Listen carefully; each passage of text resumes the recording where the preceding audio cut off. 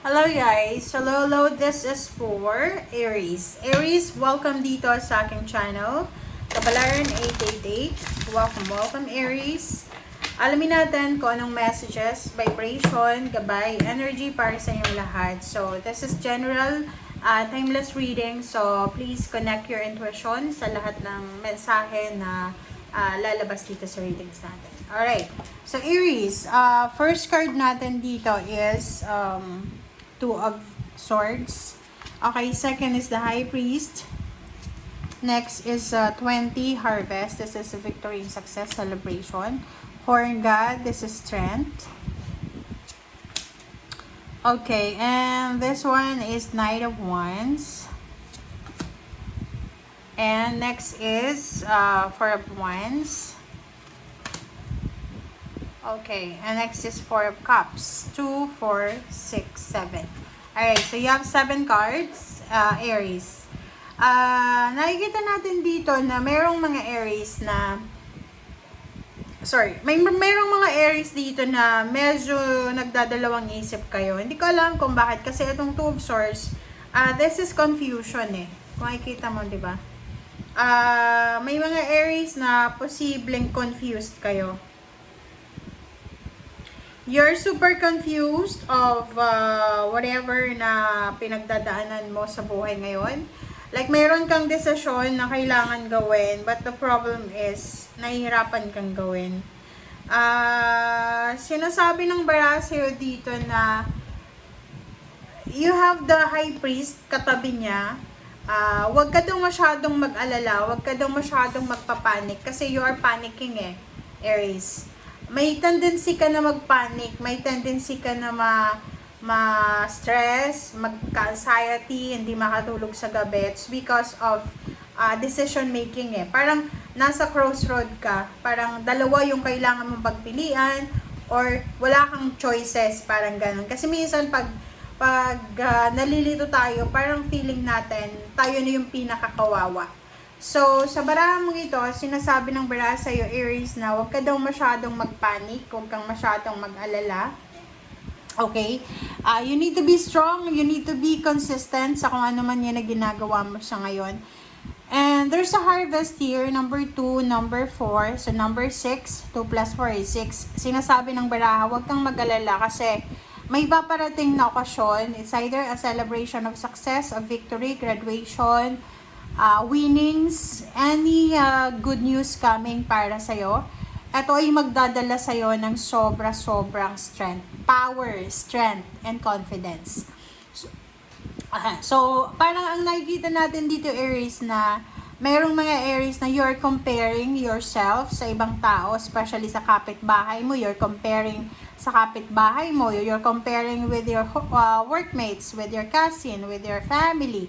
So, dito sa barahan mo, sinasabi ng baraha sa'yo na wag mong i-compare yung sarili mo sa ibang tao. Okay? So, there's a 9 of Wands. Medyo napapagod ka na. You're super wasted, you're tired, you are feeling trash, parang ganun. And sinasabi ng baraha sa'yo dito na normal lang yan. Okay? Normal. Lahat ng tao napapagod. Especially, hindi naman lahat ng nagtatrabaho, sila lang yung may karapatan mapagod. There are some na, like yung iba may sakit, disabled, PWD, nasa bahay lang. Napapagod din sila sa sitwasyon nilang ganyan. So, whatever daw, Aries, na pinagdadaanan mo sa ngayon, you need to think na, yun, isipin natin na, pare-pareho lang tayo dito sa mundong ibabaw eh. Yung nakikita mo na they are happy, they're rich, they're parang celebrating. Siguro isipin mo na lang na pinagpaguran nila yon, ilang taon siguro. Ay isipin mo, ilang taon kaya nila yon na pinagplanuhan, pinag-ipunan, ganyan ganito. So, wag kang masyadong mag-self-pity. Okay? And there's a 44 cards here, 4 of Wands and 4 of Cups. So, this is fire sign energy, which is your sign. And this is water sign. So, nakikita ko sa'yo dito, ikaw bilang Aries, you are waiting for help. You're waiting for, like, you have a family member. Like, maybe they are your parents, they are your siblings, they are your relatives and friends. And you're waiting for their help. So, maybe you already asked help, like humingi ka na ng tulong, umutang ka na, but until now, no replies, 'di ba? Parang ganon. Ang nakikita natin dito na you are, parang pagod na pagod ka na. Pagod na pagod ka na sa pagsisettle ng mga bills mo, financial, and especially sa emotion mo. Nakikita natin medyo temperamental ka din eh. Mabilis kang magalit, mabilis kang mawala ng interest, mabilis kang mawala ng focus. Okay. Two of Swords and Eight of Swords. So, yun. Sinasabi ng baraha dito, may mangilan-ngilan, hindi naman lahat, may mangilan-ngilan dito na Aries na kayo ay, you feel abandoned, you feel restricted, abandoned, hang. Diba? Parang gano'n. Yung parang gusto mong gawin, may gusto kang gawin, wala ka namang pera. Gusto mong mag-travel, wala ka namang pera. Wala ka naman na gusto mong patayo ng bahay, wala ka namang pera. Parang gano'n. So, you feel restricted. Okay, King of Pentacles. So, sinasabi ng baraha sa'yo dito na yung pinaka-main concern mo as of the moment ay money. Okay? So, nakikita natin dito yung Aries na you're super motivated na makahawak ng limpak-limpak na salapi. Or, nakikita ko sir dito, you're parang sobra-sobra yung imaginations mo about money. Harvest. Diba? Sinasabi ng baraha sa'yo dito, ito yung kailangan mong paghandaan. You need to prepare for this kasi there's a good news coming para sa'yo na pwedeng magdala sa'yo ng harvest. Like for example, there's a good news about the lump sum of money, there's some payments, payouts, gifts, ayun ganon. So, yun yung kailangan mong paghandaan.